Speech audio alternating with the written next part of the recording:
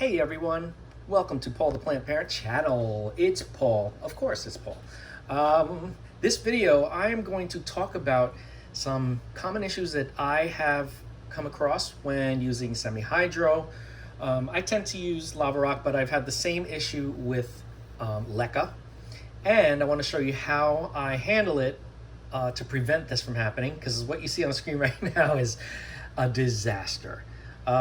Also, I use, in my semi-hydro, I use acrylic yarn, and it works really, really well for me, but it's not foolproof, just like, you know, any other medium.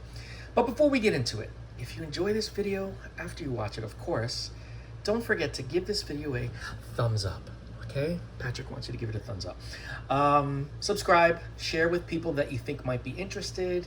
It really helps. Anyway, okay, what you're looking at here is semi-hydro lava rock, and this was a cultivar of a Begonia semperflorens. It's a doubled variety.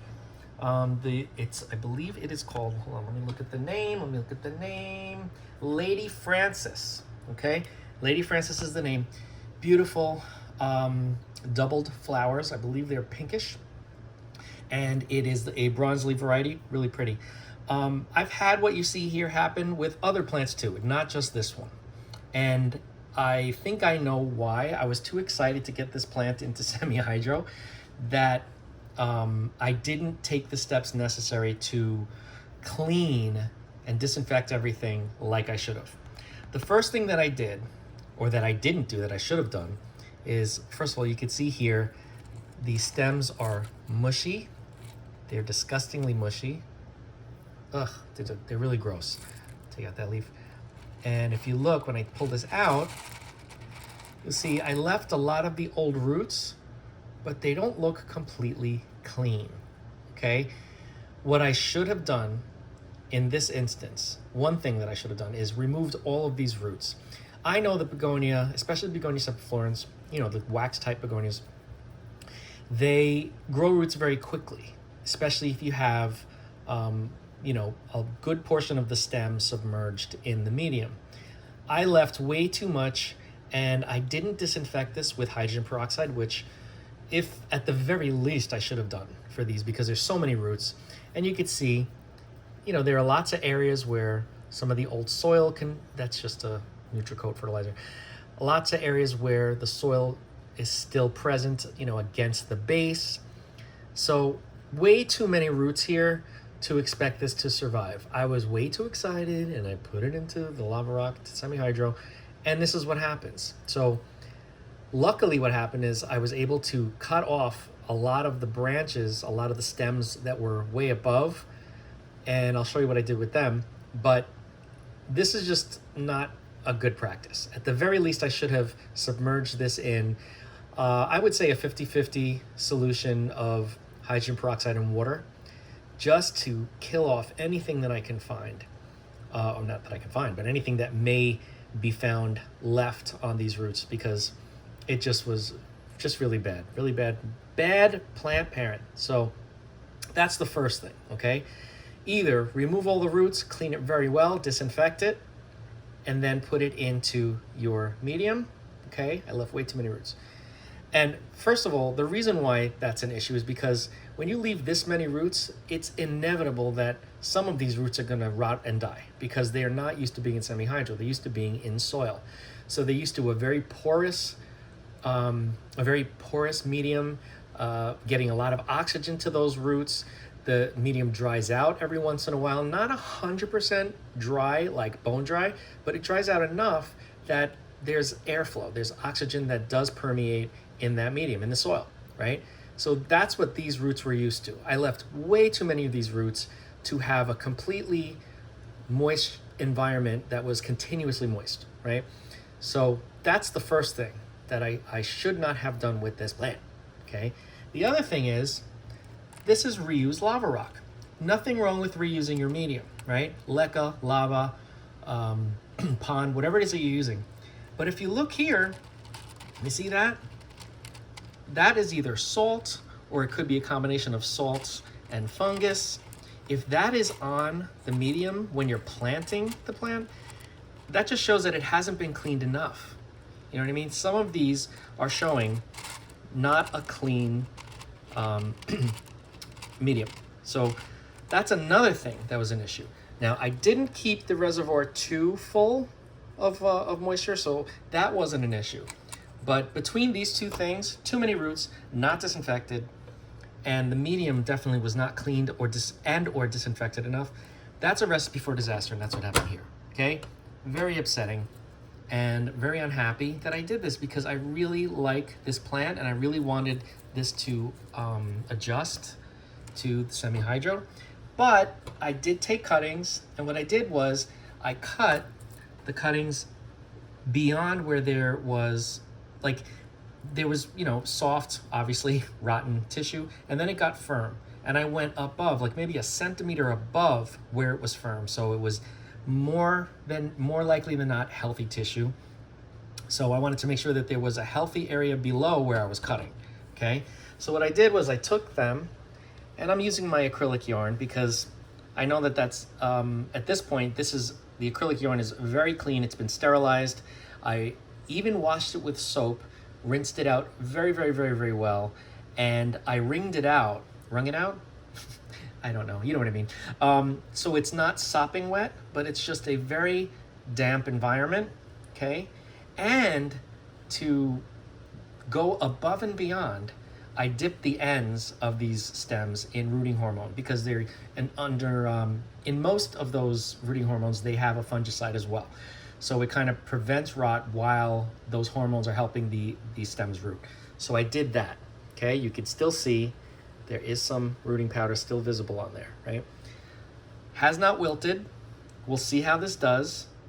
Hoping for the best. I'm hoping I cut them high enough and there aren't any pathogens on the stems of these, but I'm hoping at least one of these makes it, because I really want this plant. Otherwise, I'll just have to buy a new one. Whatever. But perfect example of what not to do, okay? I was too excited. I didn't take my time, and this is what I had to deal with, okay? Now let me show you the difference, okay?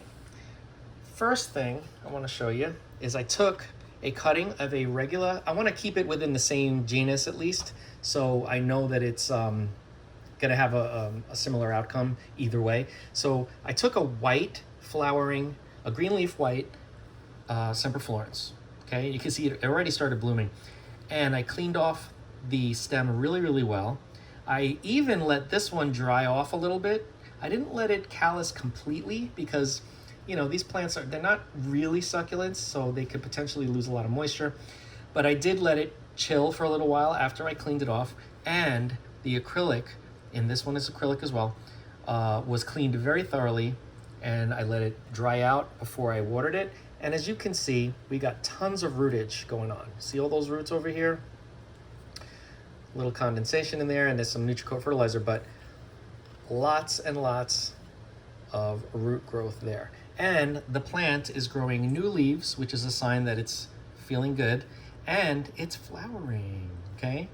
So I know this one is fine. It's gonna do well. It's gonna continue to do well because it's already doing well. And I think these are really, really cool. And let me tell you something.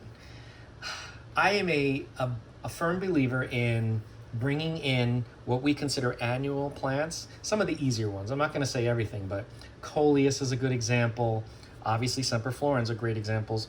Bringing them in, if you want color all year long in your house, they make exceptional houseplants. Semperflorens in particular make exceptional houseplants.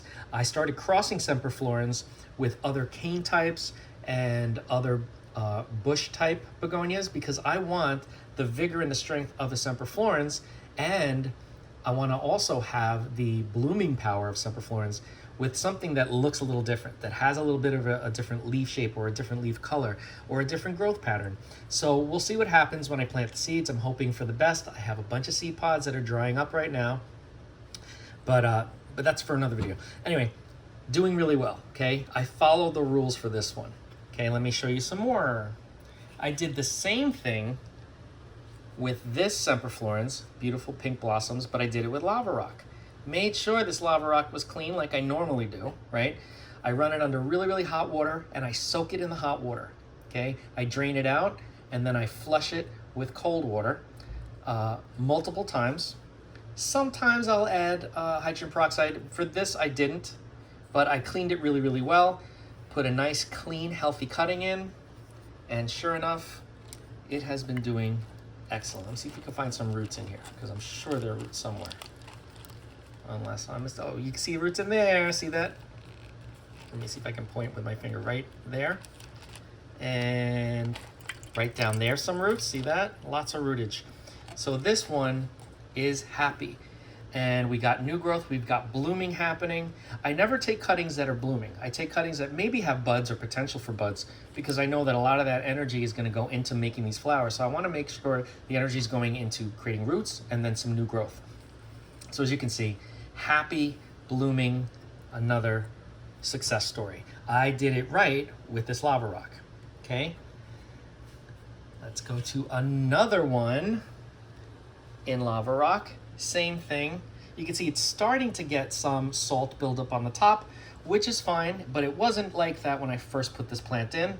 This is one of the big varieties of Semperflorens. See, here's my hand for size comparison. See, it's very, very big.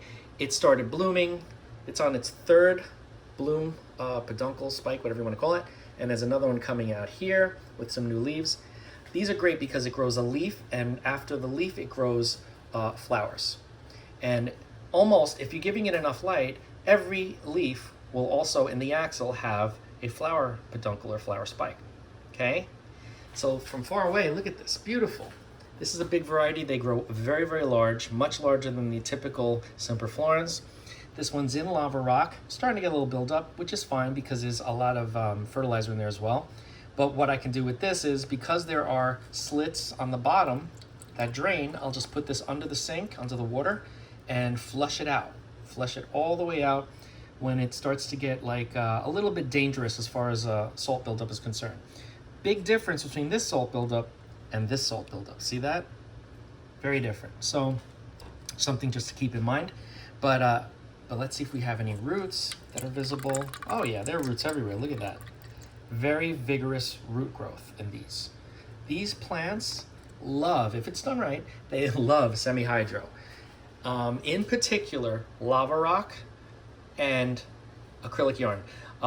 Like I've said before, with leca, it's hit or miss, because a lot of times the leca is very, very light and the plant moves around, which can damage newly growing roots underneath the substrate. So that's another reason why I tend not to like leca, but I also don't like leca as much as lava because it does not wake up moisture all the way. See, here's the water level here. Look on the top here, it's still dark, right? These stones are still dark, which means they're still holding some amount of water. This down here, you can see almost dry, and you can see the lava rock is now starting to dry up on the top. So this is ready for a drink. But even with just this amount of a reservoir, we still have dark lava on top, which means it's holding some moisture. And these plants love that environment. They just love it, love it, love it. The leaves are nice and firm. They're very healthy looking. No signs of any illness, any viruses, nothing. And it's blooming like crazy. So there you have that. It's another success story. And the last one I'm going to show you now is another Semperflorens. That's a doubled variety. Look at these flowers. Look at this.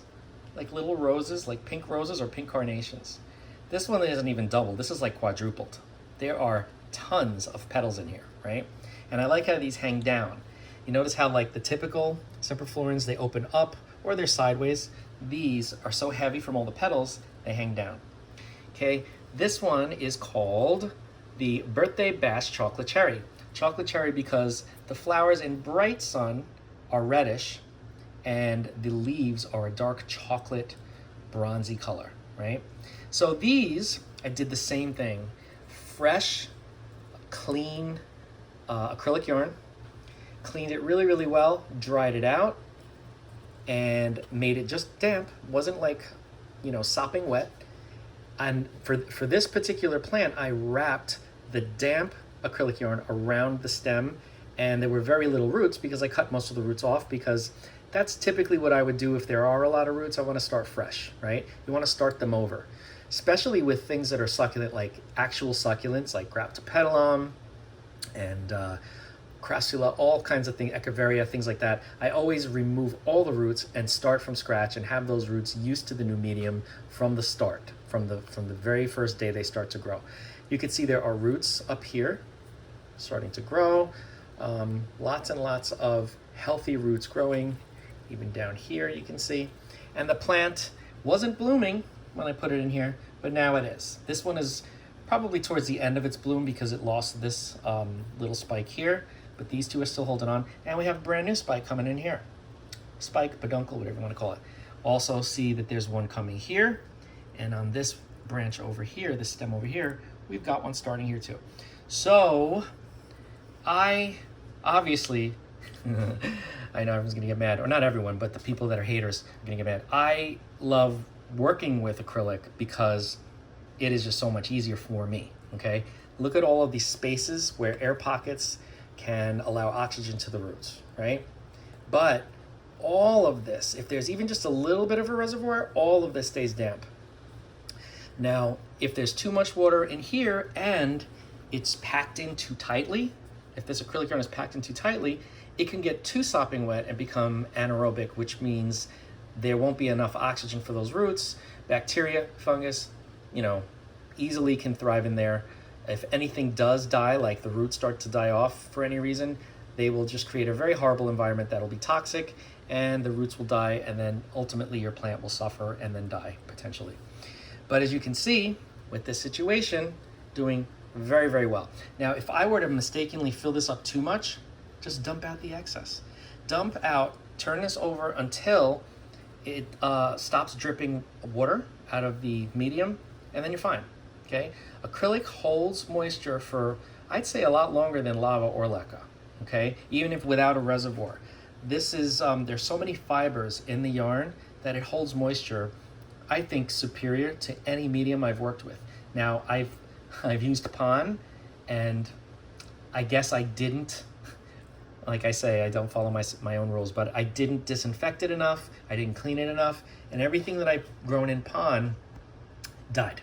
Now, this pon is not really technically pon, they don't sell it as pon, it's a gritty mix, but it has almost all of the same elements. It has 2 different types of lava, it has the zeolite, and I also added some perlite in there, but still did not do well.